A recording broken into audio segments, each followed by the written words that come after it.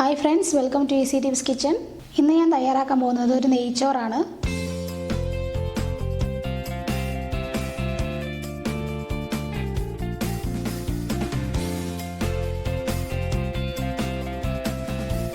ഇതുണ്ടാക്കാൻ വേണ്ടി 2 കപ്പ് അരി ഞാൻ കുതിർത്ത് വെച്ചിട്ടുണ്ട്. ഇതൊരു അരമണിക്കൂർ കുതിർത്ത് വെച്ചിട്ട് വേണം നമുക്ക് ഉണ്ടാക്കാൻ തുടങ്ങാൻ.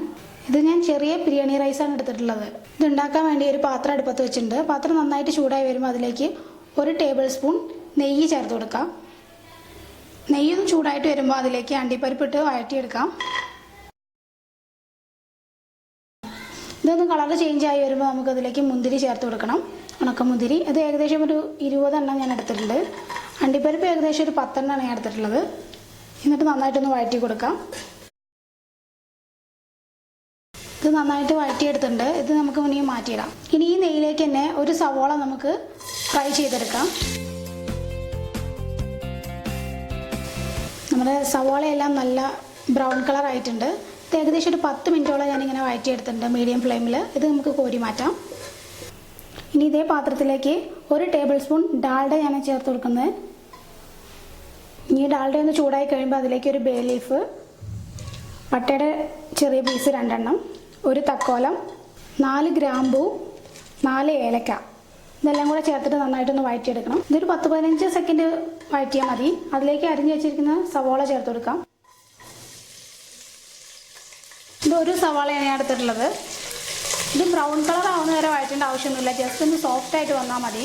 ബ്രൗൺ കളർ ആയി കഴിഞ്ഞാൽ ചിലപ്പോൾ ഇത് കളർ ചേഞ്ച് ആയി പോകും നമ്മുടെ നെയ്ച്ചോറ്. അതുപോലെ തന്നെ ടേസ്റ്റ് ചേഞ്ച് ആവുകയും ചെയ്യും.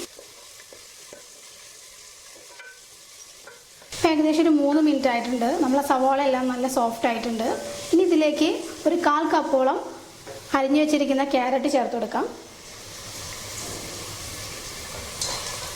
നന്നായിട്ടൊന്ന് മിക്സ് ചെയ്ത് കൊടുക്കാം. ഇതിലേക്ക് നമുക്ക് ആവശ്യത്തിന് ഉപ്പും കൂടെ ചേർത്ത് കൊടുക്കാം. ഒരു 2-3 മിനിറ്റ് നമുക്കിതിങ്ങനെ വഴറ്റി കൊടുക്കാം. ഇതിലേക്ക് നമുക്ക് 4 കപ്പ് വെള്ളം ചേർത്ത് കൊടുക്കാം.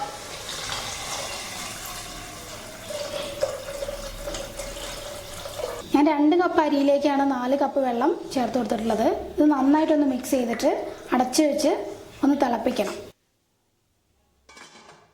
വെള്ളം നന്നായിട്ട് തിളച്ചിട്ടുണ്ട്. ഈ സമയം ഉപ്പൊന്ന് നോക്കണം.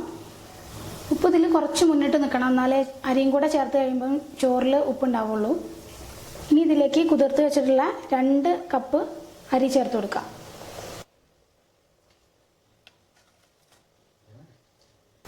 നന്നായിട്ടൊന്ന് മിക്സ് ചെയ്ത് കൊടുക്കാം.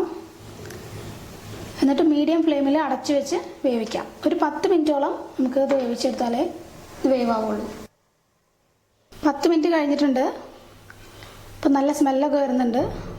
നല്ല വെള്ളമൊക്കെ വറ്റി നല്ല വെന്തിട്ടുണ്ട്. ഇനി നമുക്ക് ഫ്ലെയിം ഓഫ് ചെയ്യാം. ഒരു 2-3 മിനിറ്റ് കഴിഞ്ഞിട്ട് നമുക്കൊന്ന് മൊത്തത്തിൽ ഇളക്കി കൊടുക്കാം. അല്ലാന്നുണ്ടെങ്കിൽ മൊത്തത്തിൽ ഉടഞ്ഞു പോകും. ഇനി ഇതിൻ്റെ മേലേക്ക് നമുക്ക് നേരത്തെ ഫ്രൈ ചെയ്ത് വെച്ചിട്ടുള്ള ഉള്ളിയും അണ്ടിപ്പരിപ്പും മുന്തിരിയൊക്കെ ചേർത്ത് കൊടുക്കാം.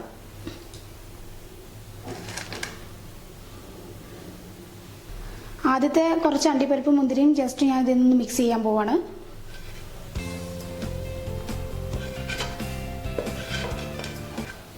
ബാക്കിയുള്ളത് ഇതിൻ്റെ മേലെ കൂടെ സ്പ്രെഡ് ചെയ്യാണ്.